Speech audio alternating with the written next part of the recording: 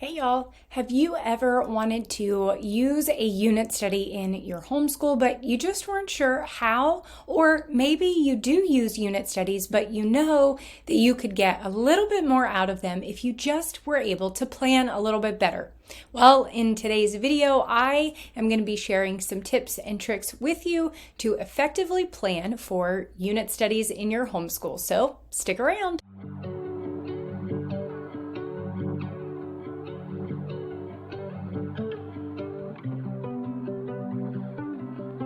One of the wonderful yet tricky things about using unit studies in your homeschool is there are a lot of moving parts, and it can be very overwhelming if you're unsure what to do with all of those parts and how to make them work together. So I am going to be sharing with you some of my top tips when it comes to planning a unit study. But to do that, we're actually going to be using my brand new unit study planner and guide. This is going to walk you through the entire process that I personally use when I'm planning out my unit studies. This is going to be phenomenal whether you are brand new to homeschooling and maybe you're trying your very first unit study, or if you are kind of a unit study pro, this still is going to be extremely helpful to you because it walks you through from beginning to end and really helps put everything that you'd like to accomplish down on paper.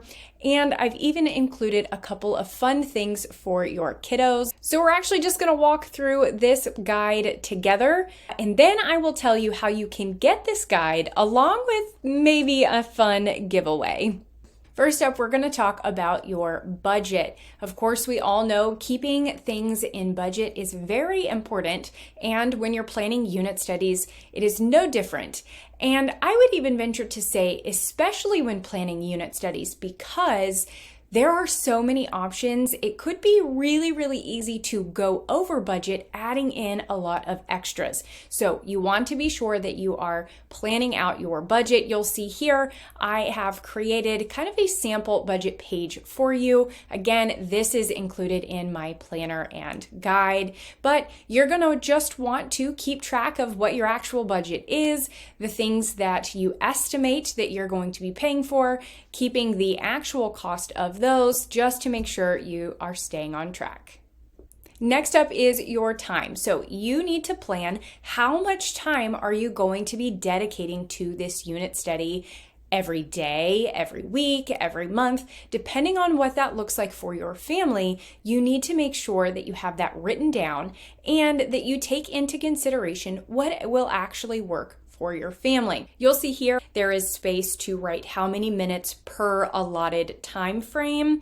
You'll see a spot for your main element, your secondary elements, time allotments for those, as well as any extras that you may want to include, plus however much time it's going to take to complete those extra things. Now, you may be wondering what the main element and secondary elements are that you saw on that page. The main element is basically just the spine of your unit study. This could be a curriculum, it could be an encyclopedia, it could be a movie, it could be anything that you are going to use for the base of your study.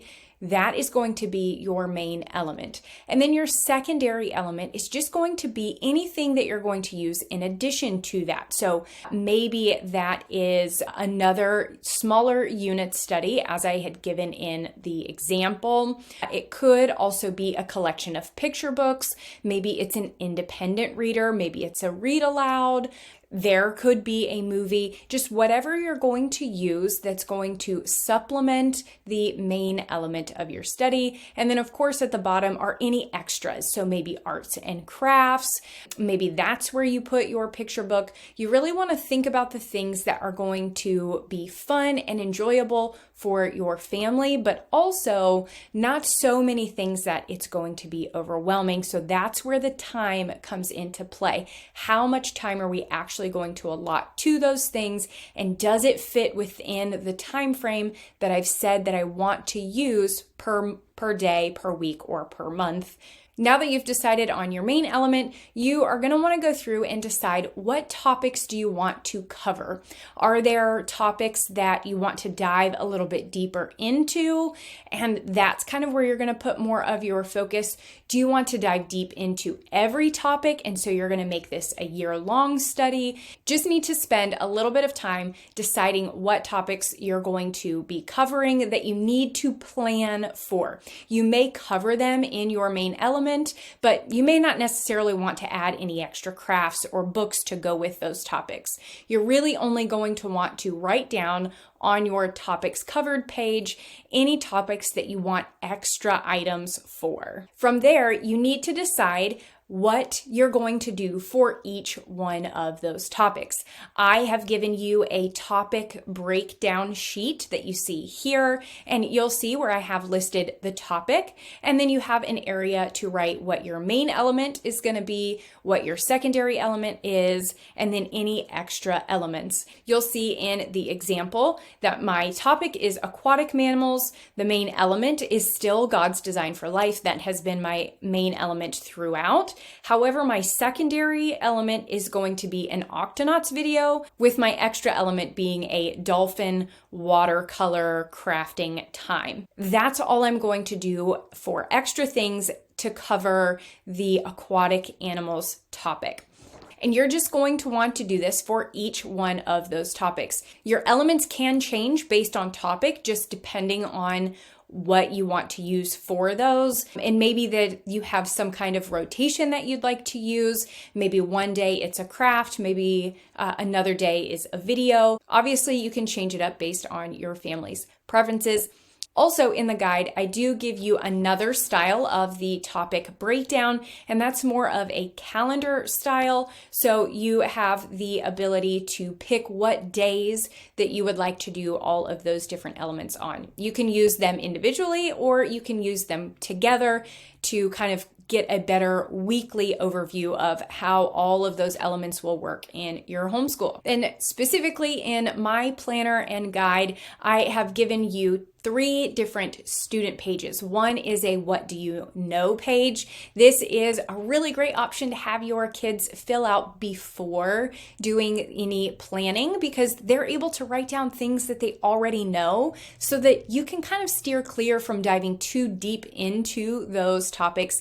If you don't want to, if your kids already have a good grasp on that topic, maybe you want to spend a little bit more time in another area that they could use a little more education and information in. You could do this per topic, or you could do it just per your overarching unit study theme.